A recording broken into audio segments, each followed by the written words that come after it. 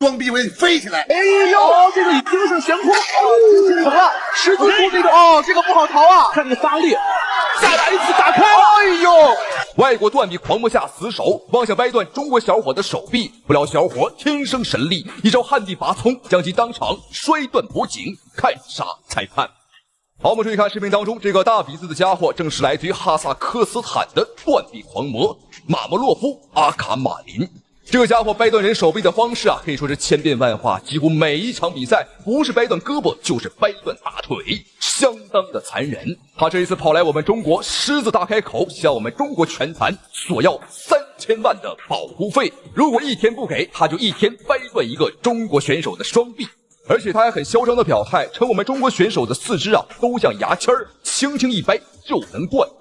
见老外如此嚣张，来自我们中国新疆的一位天生神力的小伙艾里来到了现场。艾里穆拉特别克，名字很长但是实力也非常强。他天生臂力惊人，所以说他双拳的终结率是非常高的，摔跤能力也非常的强。好，双方比赛开始。好，注意看，直接掏下盘来掰大腿。两个人刚一上来便打成一团。我们注意看，现在处于上位，没错，正在疯狂砸拳的便是我们中国艾里。而下位的选手便是断臂狂魔罗马洛夫，一定要小心了虽然说对方在下位，但他的这个锁技是无孔不入。你看，赶紧搭扣想掰我们的手臂，和对方打比赛的风险实在是太高了，我们时时刻刻都要小心呐！又来了，又来掏大腿。他想放倒艾里，然后进行一些个贴身的缠抱和一些地面技是他的制胜的绝技。看一看断头台，这个动作我们现在看的不是很清晰。对，手腕子应该是进去了但是目前为止的话还没有形成这种。对好，我们看一下这个位置，现在应该大部分的头部在外面，应该不会有。对很难。这个时候马莫罗夫呢，只要向右侧转一下，应该就可以逃脱出去。好，不错，开了。刚刚这一下我只能说是擂台的原因。那如果这个擂台是铁笼网，后背是有东西可以靠的话，刚刚我们的断头台就成功了。但是这个擂台很软你后背呢是借不上力。我觉得这一点需要改进因为这是综合格斗这不是拳击比赛因为他有一只手是好推胯拖出刚才那只手是抓了围绳对，好，不错，后手直接压进去不着急。蹬，艾里是一个反架选手。对，刚才对方是多做了2次抱摔，但没有成功艾里这个防抱摔做的还是很棒。你看这个直接压下去对方要打这个开放式，我们看这边进入了对方的蝴蝶好，肘击，你看想小心对方的蝴蝶扫下位的这种正蹬，好，扫踢球踢但是一定要注意其实这个体位下的腿法有的时候并不灵光牙套掉了出来小心小心小心。现在有一名选手的牙套已经被打出来了，但裁判也不敢终止比赛，因为现在两个人的战况有些焦灼，战机不可失裁判也知道这一点。又一个断头台但这个擂台非常的恶心，不仅接不上劲儿，你还得小心不要跌出擂台。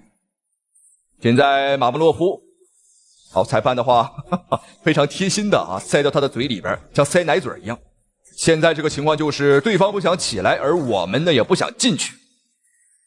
我觉得这个裁判可以出手了呀，这个让对方这么赖着，这属于休息体能而艾里在上位的话，这种踢击和砸拳也没有太好的效果，没办法，只能放对方起来。进行这种大位的那个上位的砸拳，下拳抱大腿。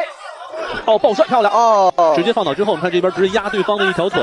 对，艾里正在尽可能的起来，看直接切进去，没有成功过腿。艾里现在这边的话也是直接用膝盖切进去小心这是要可以看马莫罗夫的胳膊，不能让他这么轻松的过腿对，刚才其实这个时候是可以有砸击的我刚才还以为他要做那个木村，因为试图要控制对方的一只手臂。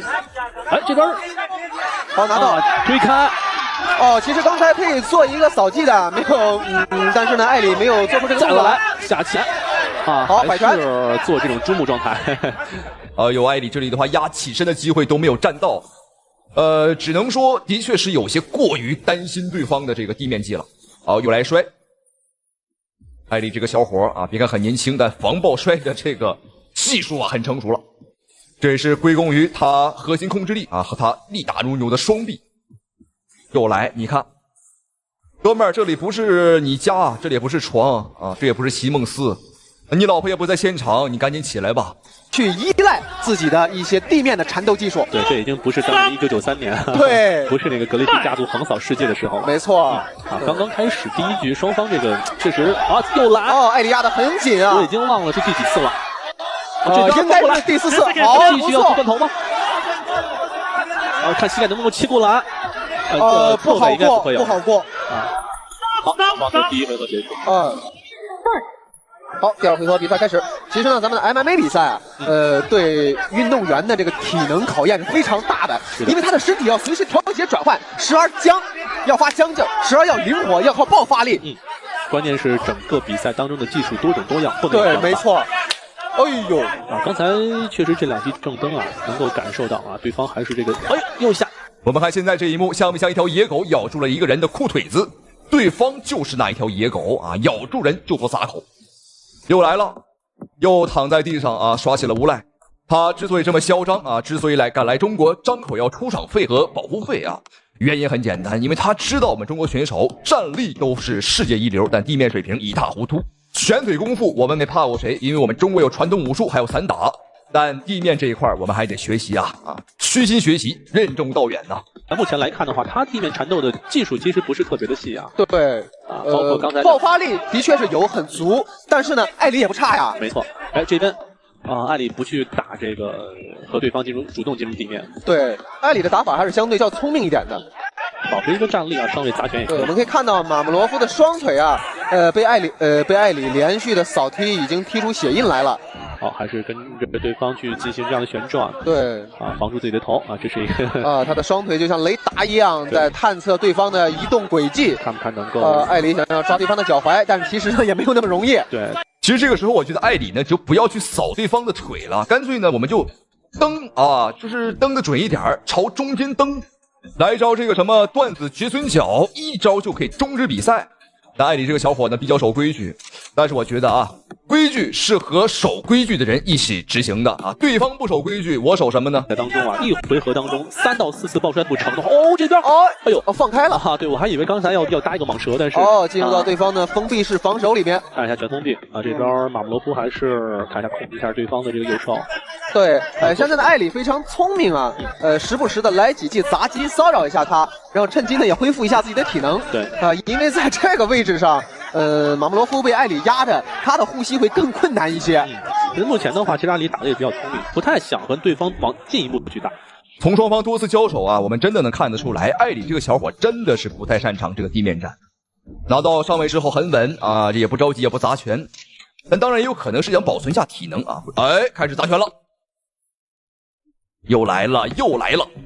我建议下一次还有这种嚣张的老外这种行为啊，赶紧的把这个流浪狗收容所的人叫来，拿一个大钳子大夹子给他装进这个麻袋里带走。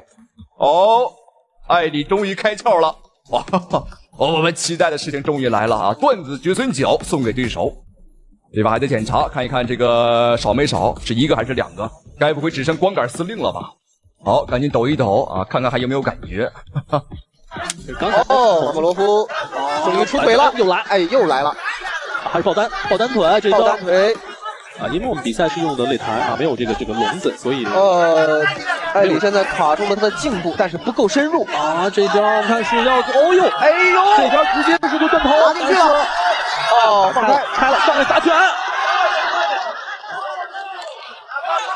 如果你的抱摔能够屡次给艾里造成效果的话，没有问题。你可以用这个技术，对的。好，双方第2回合比赛结束。好，决胜局，这是今天双方的第3局的大战。我们看一下，进入到第3局，马穆罗夫会不会对自己的一些战术进行一些改变很明显没有，对，还是一样，包括维吾尔步等等。这边有大十字，小心！下位这个十字，能不能拉过来？这个已经是悬空了，已经成了十字步这个这个不好逃啊！看这个发力，再来一次打开，观众朋友们，这就是一力降十会什么技巧什么招式，在绝对的力量面前那都是白扯。刚刚就是一个很好的例子一个旱地拔葱，硬生生砸开了锁技。这一招我们在这个张伟丽还有李景亮的身上见过因为他们的臂力都很恐怖，都会用这种恐怖的方式来终结锁技。艾里本身他的腰腹的力量也是非常强大的。好，回归到站立。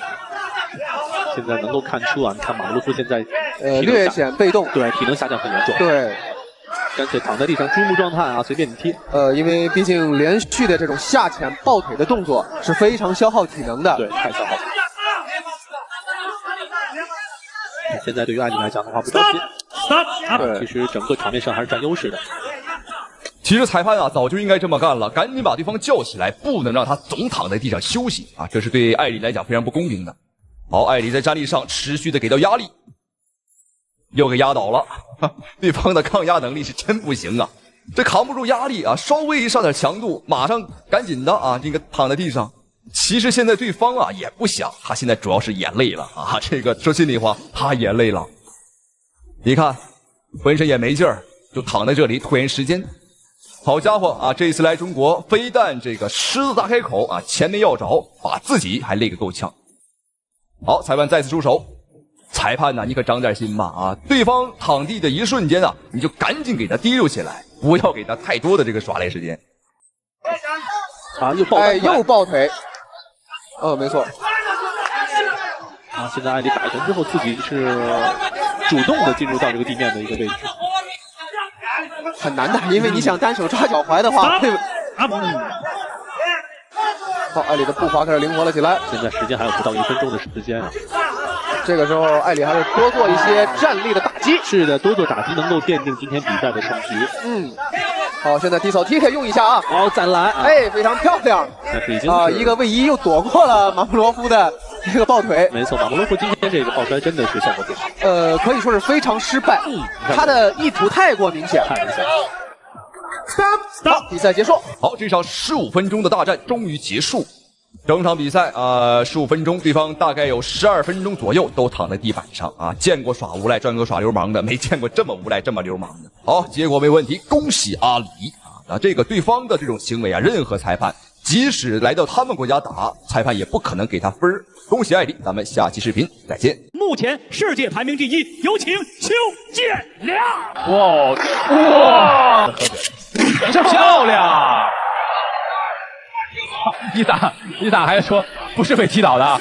外国2米巨人被邱建良神龙摆尾干趴，却一脸不服，怒骂中国裁判。下一秒被愤怒的邱建良乱拳乱腿，打得生不如死。我的拳头专打中国人，只要邱建良敢站在我的面前，我就敢保证亲手打死他。我们有请来自西班牙伊萨查迪。好，视频当中正在出场的选手正是来自西班牙的巨人拳王伊萨查迪。2米01的身高让他在国际擂台可以说是难寻敌手啊，很少有对手能在身形上与他抗衡。再见这个小子更是狂言，他的拳头专打中国人，谁敢站在他的面前，他就敢亲手打死谁。目前世界排名第1，有请邱建良。没有错，现在正在出场的选手正是中国坦克邱建良。这场比赛对邱建良来讲难度非常之高，因为双方选手的身高、臂展、体重都有着天壤之别啊。但是邱建良本场比赛就是要生重挑战对手。邱建良不会永远待在一个舒适区啊，不会让自己呢很安逸，他会不断的勇于挑战自己，突破自己，他永远不畏强敌，挑战困难。好，双方的比赛已经开始，注意看左边的白色拳套红方选手便是中国坦克邱建良。我们再看邱建良的对手，哇，这个小子重心不稳，为什么？因为他太高了，随便一个低扫就能让对方倒在地上。好，他便是来自于西班牙的伊萨查迪，2米01的身高啊，我看起来真的像一个细竹竿啊，像一个电线杆子。这场比赛也是邱建良打过职业生涯目前为止身形差距最大的比赛。虽然说不好打，但是我相信以邱建良的极高拳商啊和精湛的技术，肯定能找到击溃对手的办法。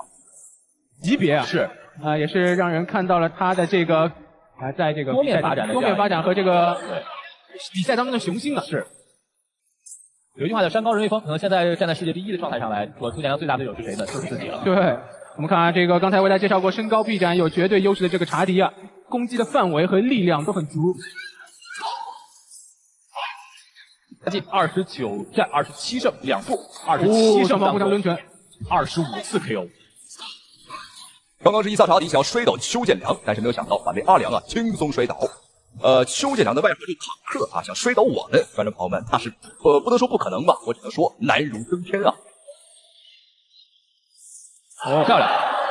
对手啊，刚才这个高扫啊也是比较的贼，对，所以邱建良还是要小心。因为其实刚才跟大家介绍的是伊萨查迪 KO 率不是很高，是极高。对， 27胜当中25次都是 KO。大家看伊萨查迪每一拳，为什么他总是倒在地上？因为他每一拳都是把自己身体中心抡出去的这种拳，全部把自己力量送出去，然后击的对方的要害。哦，邱建良。身高和臂展是对方的优势，但速度和迅猛，观众朋友们，这是邱建良的优势。对方擅长远距离的精准打击，而邱建良我们打到中近距离，一看对方就有点招架不住了。飞膝，我们看邱建良还在较着劲儿，哎呦，哈哈，直接一把把对方甩飞出擂台，就像是扔垃圾随手丢掉了一袋垃圾一样，把这个伊萨查迪扔出去了。你长得高有什么用呢？在我们阿良面前，你照样就是个垃圾。好，第一回合比赛结束。看来查迪呢，我们从目前的来观察，眼睛当中呢，还是对于战斗的胜利的欲望非常的足。对，被邱建良摔了之后呢，也是心中的情绪看来也要起来了。但同样，对于邱建良来说，这场比赛他依然也要顶着一个很大的压力，因为他排名是世界第一。对，对手跟他打是很占便宜，输了吃亏，赢了那就是天大的好消息。对，好，双方的比赛来到第2个回合，看一下两个人的精彩表现。就在比赛开始前2个小时这个伊萨查迪突然反悔了，他表示呢，我不打了除非你们中方给我双倍的出场费。观众朋友们，他并不是狮子大开口，而是他真的害怕了，因为他害怕被邱建良打废或者打死所以说呢是临时坐地起价，甚至还买了一份1000万级别的死亡保险也就是说他如果被打死了，他的家人可以获得上千万的补偿。打得有些晕了，对。赶紧绕一绕，来恢复一下。对，现在看到的是邱建良他熟悉和擅长的用脚步和步伐的距离的变化。刚才其实我还是想做一个比喻，就是说伊萨查迪如果说他这个进攻的非常的犀利的话呢，他这个可以说在场上是用霸王龙来形容，而邱建良在场上更像是一只迅猛龙。后手摆拳，两种不同状态的打法，让我们来看一看。上面提醒不要缠抱，邱建良也要打得更警醒一些，对手刚才顶膝威胁很大。漂亮！直接踢到了对手支撑脚。观众朋友们，这场比赛我真的是很担心对方的腿，这打完比赛还能好吗？我个人猜测，他和邱建良打完比赛之后观众朋友们不养个10天半个月，他是下不了地。但是对于邱建良来说，现在呢，在场上我们看到应对的方式还是非常的科学的。转身漂亮！伊萨还说不是被踢倒的，是脚下滑倒的，在纸地上。这个伊萨查迪，观众朋友们，他就是煮熟的鸭子就剩嘴巴他是硬的了。被邱建良击倒之后被裁判读秒了，他不服他说地上有水，我是滑倒的。我相信观众朋友们你们的眼睛是雪亮的，那刚刚的神龙摆尾都快踢到他姥姥家去了，他竟然不承认。做的变化，真美的变化，好的，告白，转身，两个人打得太漂亮。邱建良今天是遇到了一个火力很猛的选手，所以他也把自己的火力完全发挥出来。哇，连续倒地多次，都是被踢了这个支撑腿。而且这一回合两个人都非常乐意于用这种转身的这种动作，从视觉画面上，还是现场观看上，都是非常有视觉冲击力的。裁判再次提醒伊萨不要缠抱。两人换上钢。对，说实话，这个缠抱他已经是吃了好几次亏了。对。好，双方第2回合比赛结束。之前总听说说邱建良的拳商非常的高，我们只是听说今天看到之后真是百闻不如一见，的确是高。远距离我们就砍腿，近距离我们就去和对方拼拳，距离的把控，拳腿的组合都让邱建良运用到了极致，玩到了完美。所以说邱建良是目前为止我们中国拳坛学历最高的他现在是大学里的体育老师，很厉害吧，观众朋友们？是。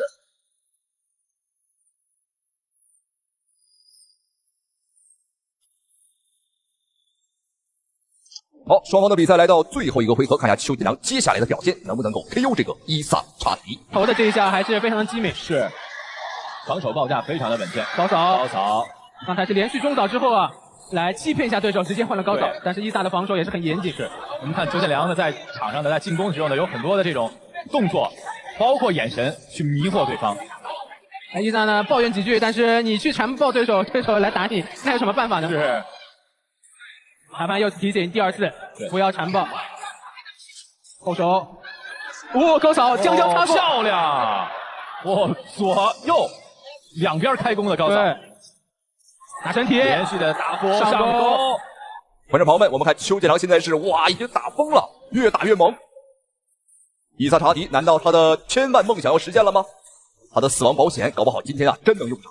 虽然说比赛已经到了最后一个回合，但是真的很难想象邱建良的体能，我怎么给我一种感觉就是不减反增啊，太恐怖了！这也是归功于邱建良日常的刻苦训练。眼神一度有所涣散。是。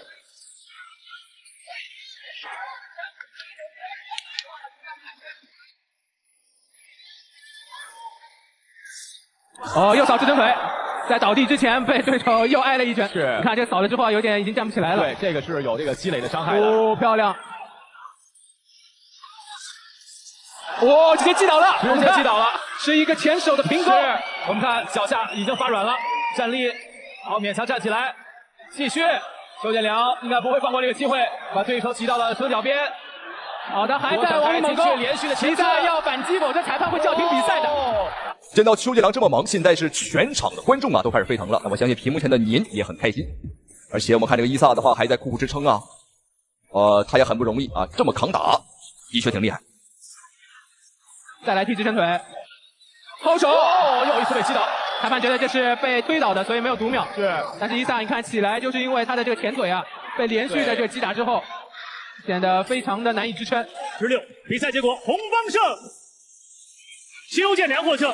注意看，来华8年不败的外国拳王，在比赛途中先张开双臂，摇头晃脑，挑衅邱建良，完全不把中国人放在眼里。这个嚣张老外就是罗马尼亚防暴盾马克西姆。从2016年到2024年，这个叫马克西姆的家伙让中国选手吃尽了苦头。凭借如同防暴盾般坚不可摧的防守，再加上如同炸弹般的重拳，让中国选手既打不进去又防不下来。在中国擂台长达9年没有对手，曾2胜王鹏飞，3胜金鹰，就连妖刀魏睿见了他都要绕路走。然而这一次，他把目光放到了中国坦克邱建良的身上。我来中国已经9年没有对手了。我最近听说中国有一个叫邱建良的挺厉害，我把话放在这里，只要他敢站在我的面前，不超1个回合，我绝对会让他跪下来，亲口管我叫爹。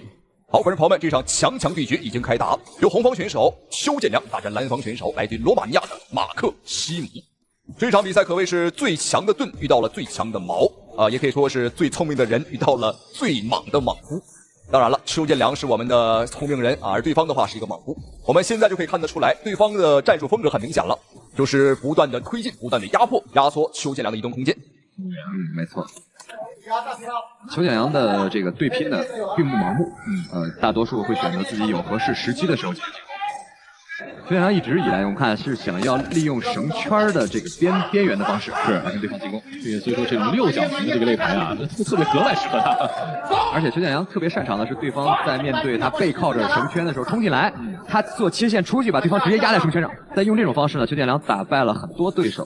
上钩第扫。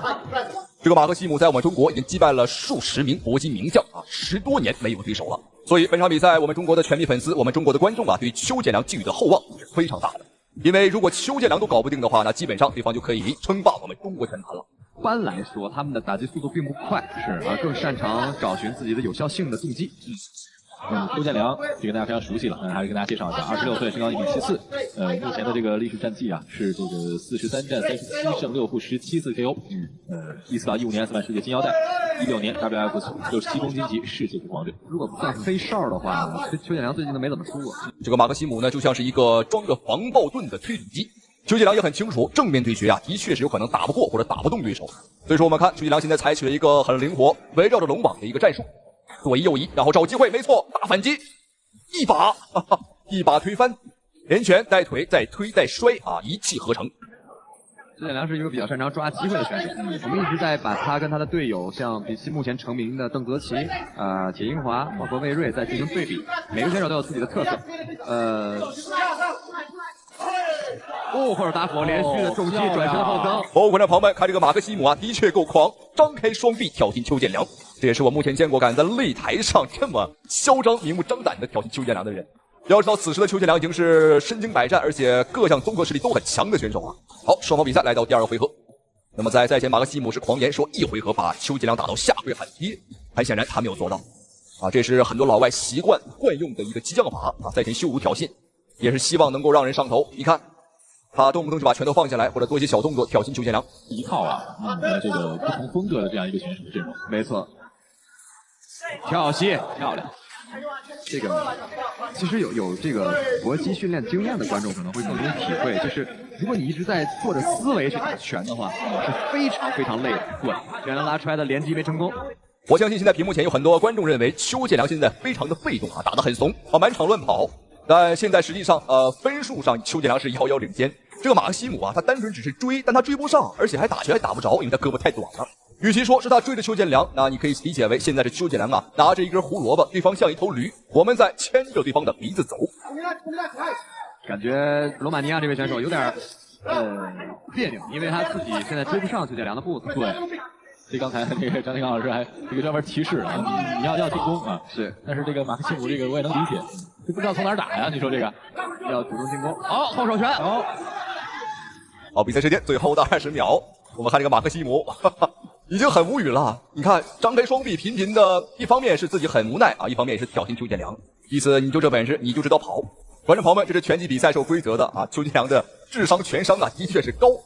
已经把这个马克西姆的心态啊，已经耍得快没了，我感觉啊。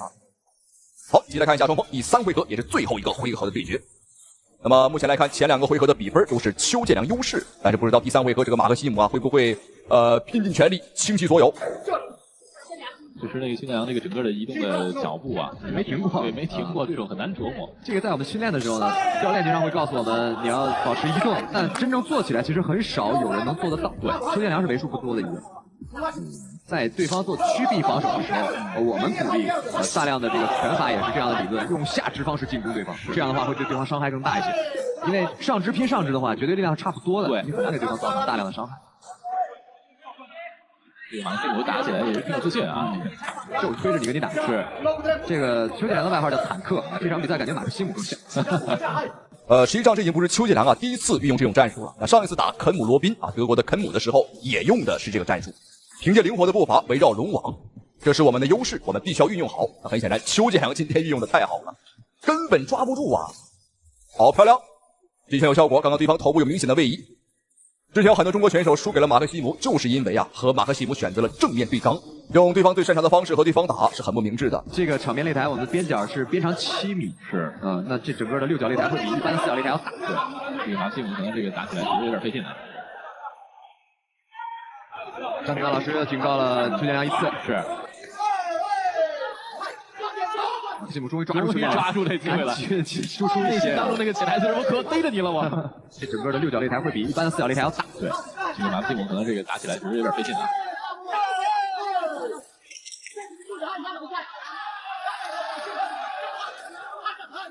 马克西姆表示非常的头疼啊，抓不到。好，3回合的追逐大战终于结束，让我们恭喜邱建良，非常的精彩啊，一场很经典的游击战。这是我国万里挑一的摔跤奇才，他这一招死亡断头台一旦形成，如果对手不投降，那等待他的只有被掰断脖颈的份儿。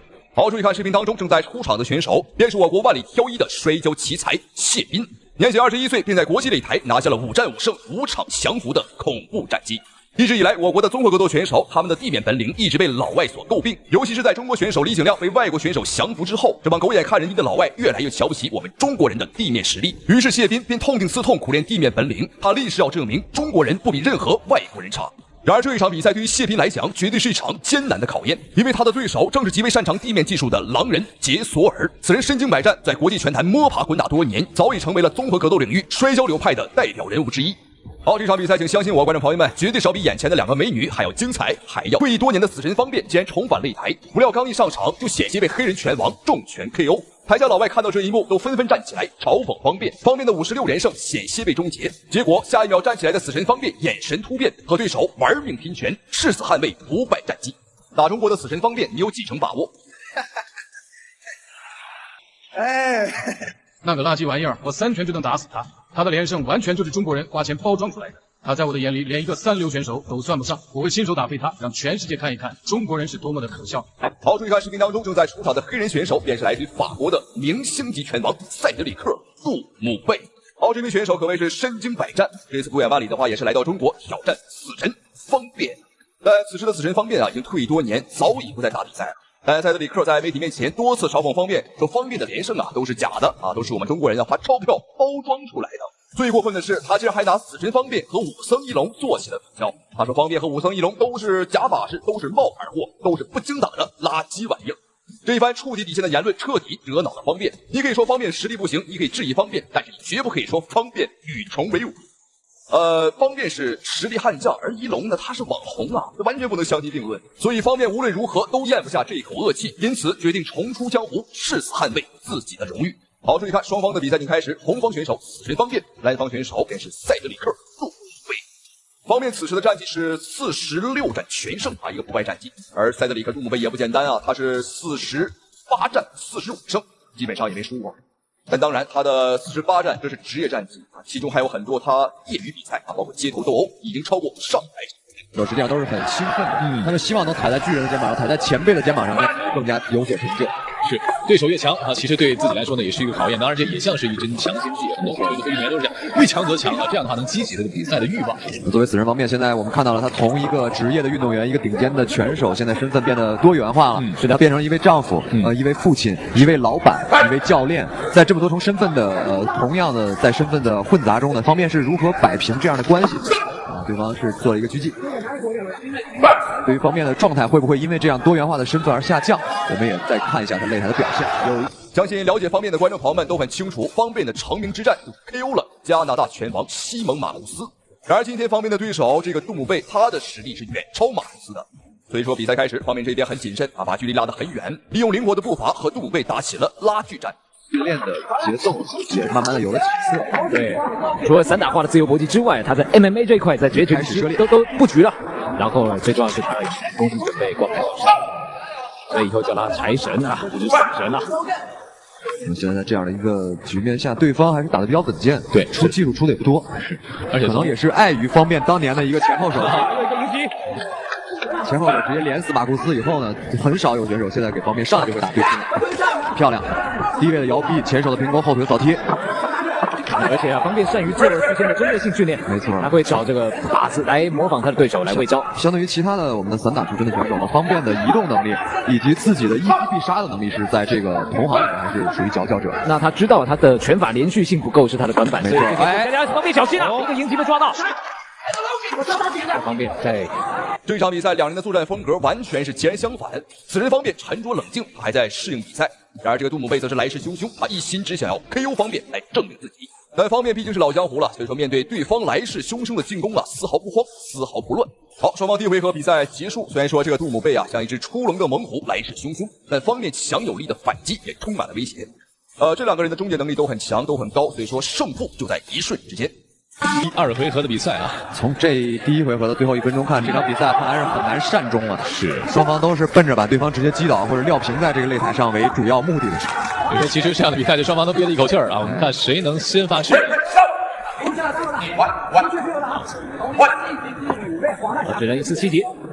那刚才就说方便了，还要借着这一次的比赛证明散打一个主流的格斗技不会比其他的国家的派别来的差。这也方便哇，刚刚这一下是非常的危险，方便就差一点点就被打倒了，就差一点被读秒。但好在死人方面这一边的起身速度比较快，所以说没有吃到裁判的读秒。好，裁判警告杜姆贝，你不可以打后脑。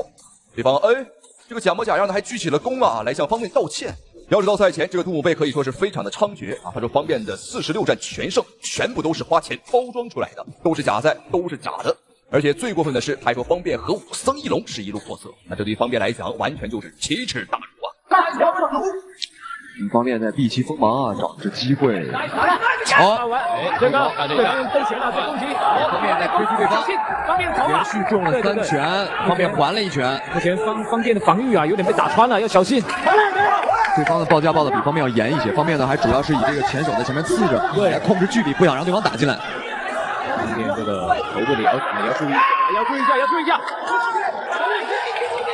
从现在这个场上的状态看，我们看这个杜姆贝的发挥还是不错的。的确，在第2回合，杜姆贝的优势还是慢慢的建立了。方便可能不能再拼拳了，方便的找机会。如果让老师给方便一些建议的话，会有什么样的一个建议？如果上头啊，如果是我的话啊，这个时候我认为应该避其锋芒。方便毕竟有优于对方的移动能力。对方这个打后脑打得非常的明显，而且真的是没有想到这个黑人拳手杜姆贝竟然如此的无耻，他迟迟打不开局面，竟然来攻击死神方面的后脑。要知道比赛当中呢，打击后脑这是最可耻啊，最严重的违规了，因为一不小心有可能会打出命案。双方拼拳，死神方面完全不落下风。这下的话是重心失衡，自己把自己击倒了，完全没问题，不算读秒，划算，打得有点不冷静了。方便这时候实际上避其锋芒，让对方的整个的这一回合的气势压下去以后，再从第2回合再找回来，我认为是一个更加稳妥和安全的办法。好，双方第2回合比赛结束，方便拒绝和杜姆贝碰拳。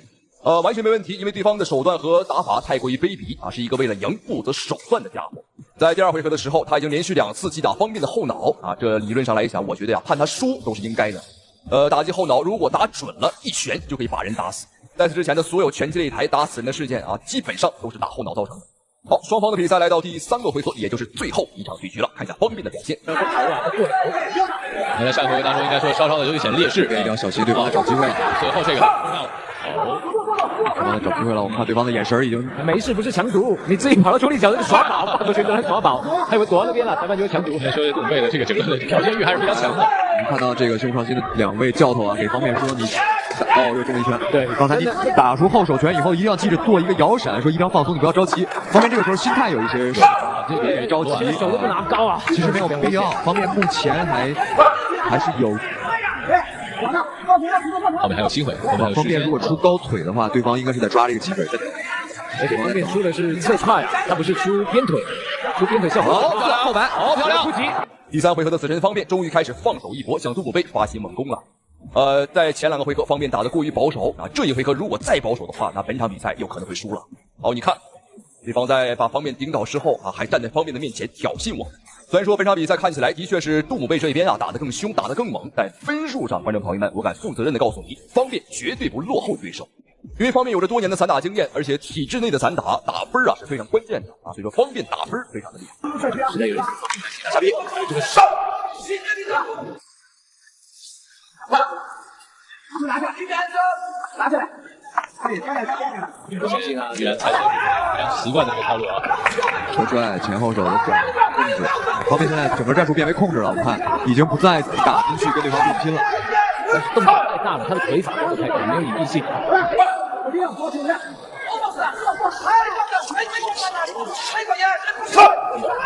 其实方便这几波的攻击啊，他都不算有效的攻击。时间在慢慢的推移，我们看看双方是不是有这样的战术的变化。那杜姆贝整个的拳法技术呢，还是以这种抡摆为主。对，实际上如果作为心态平衡的方面来说，应该对防御这样的腿法不是那么的难，这样的拳法不是那么的难。是的，但是现在方面在心理失衡，而且主动求战这样的一个状态，没办法控制我们的心态上、情绪上会有一些影响和变化。而且刚才说的杜姆贝他这个看一下，平局，加赛一局。哇，这场比赛的结果有点超乎我们的意料，没有想到竟然是加赛一局。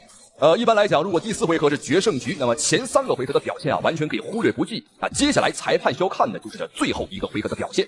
所以说，接下来2名选手肯定会毫无保留，倾尽所有，玩命的打，玩命的拼啊！因为这是最关键的一个回合了。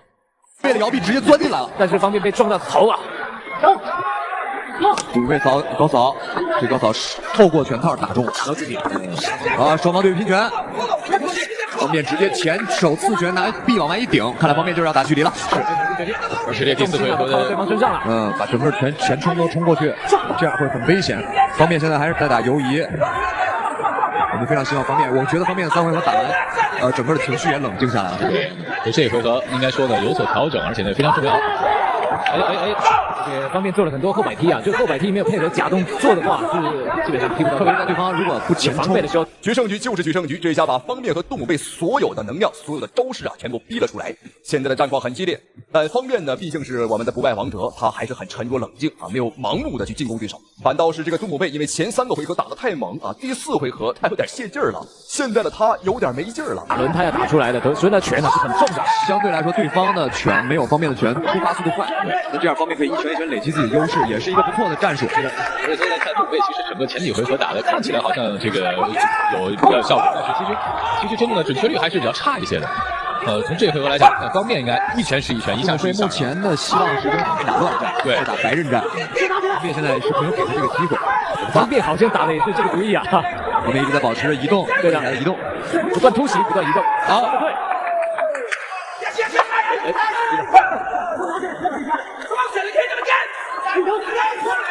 法国选手很懂得打心理战了，跟裁判打心理战。是，他一直在跟裁判在卖萌，对，没事就跑到这踩脚耍个宝啊！这个方便啊，好险啊！刚才方便低头的时候，对方用了一个下抛拳啊，这个是照着后脑勺过来的，对方上高。方便用了一个这个我们传统武术里边的这个小扣腿啊，对，后面一顶，这一靠，哎，20秒，方便了，这个有没有机会？再来一下，方便，你不要让气氛起来。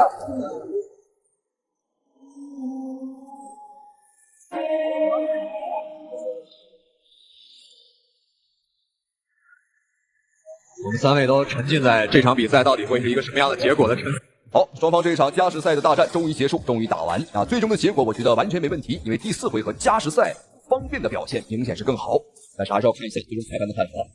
好，没有问题，恭喜死神方便，非常精彩。